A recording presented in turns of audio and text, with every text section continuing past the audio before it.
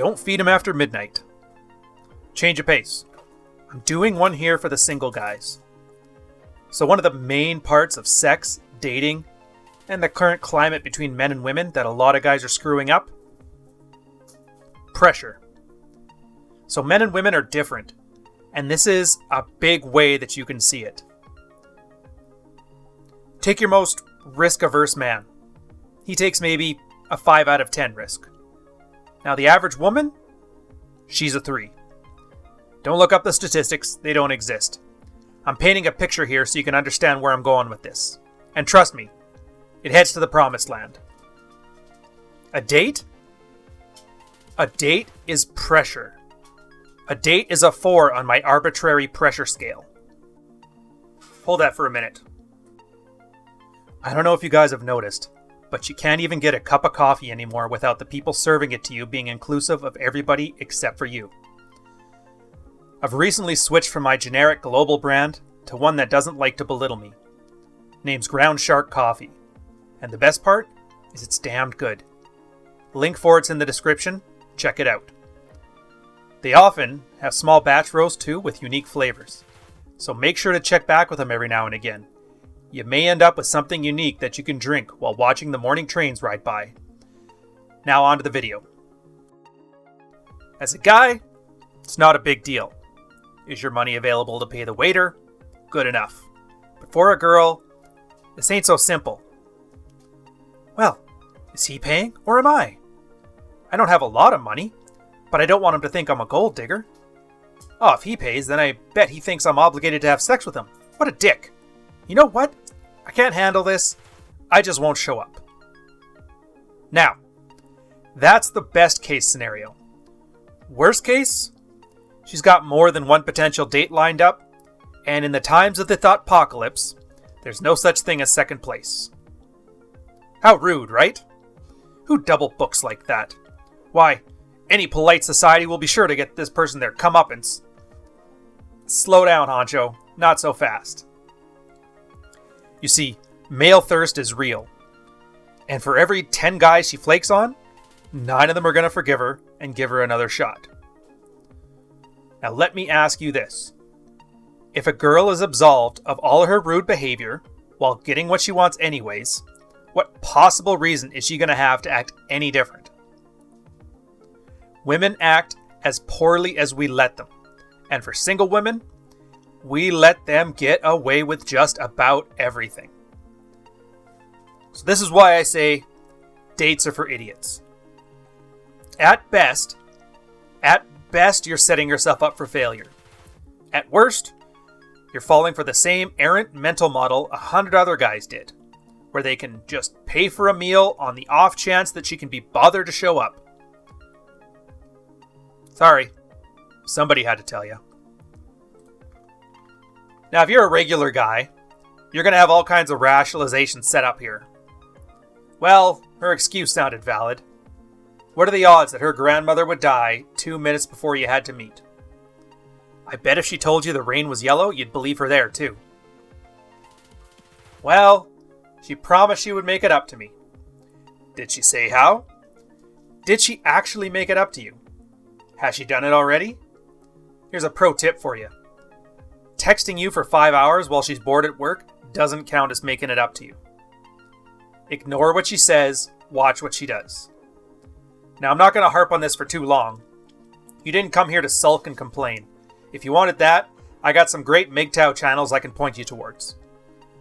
No, you're here because you don't want to fall for another trap. And, lucky for us, one solution has existed for a long time. Pickup artists used to use it in the 90s. It was good then, and it's good now. It's called bridging, and some of you may know it by its other name, time dilation. This handles the pressure aspect. Now, as for thoughtpocalypse level flaking, I'll save that for a different video. So what is bridging, you ask? Well, bridging is where you set up a rapid succession of mini dates. These dates escalate your investments and serve 2 purposes. 1. You ensure that you're framing the interaction properly. You're not interviewing her for her affection. You're deciding whether her attitude is good enough for your attention.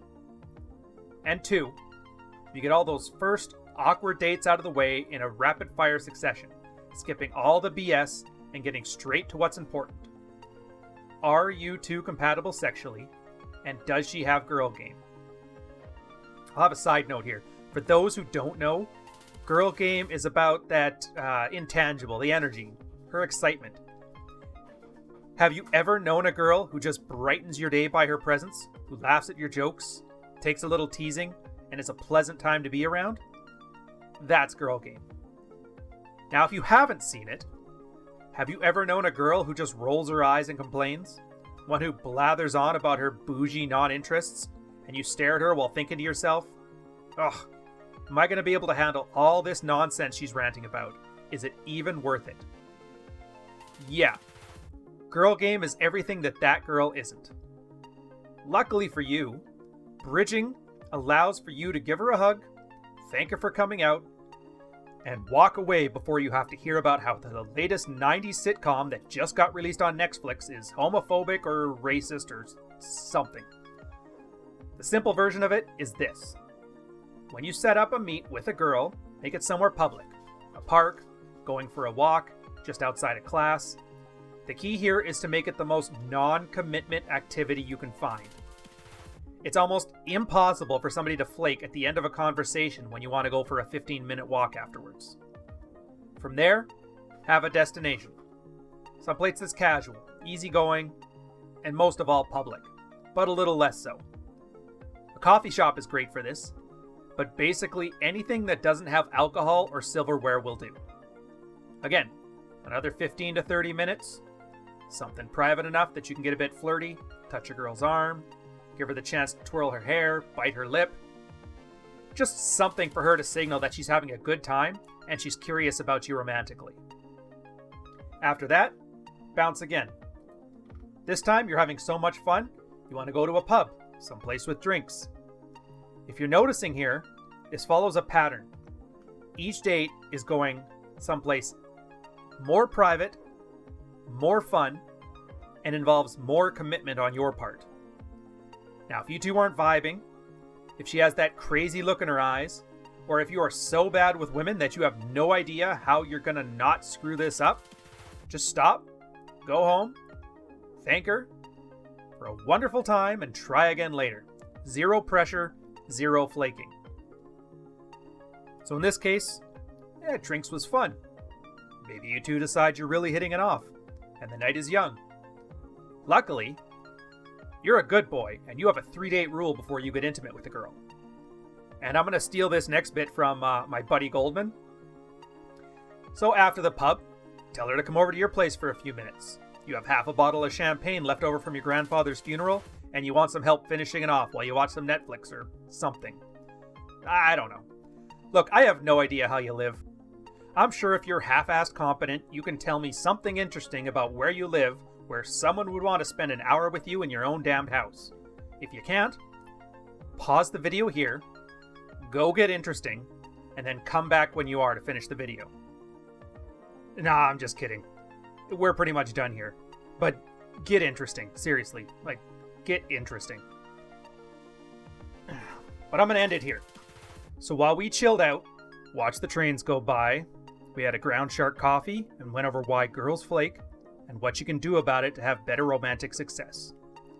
At this point, I want to give a shout out to all the guys over on my Patreon. They support me in this, and they get tons of exclusive content for their trouble, including the newest episode of my show, Red Mornings with Carl and Rian, where we have a no-holds-barred conversation about the sexual marketplace, general banter, and how to thrive in a modern world as a modern man. I'll leave one of them on the end card for you to go and check out.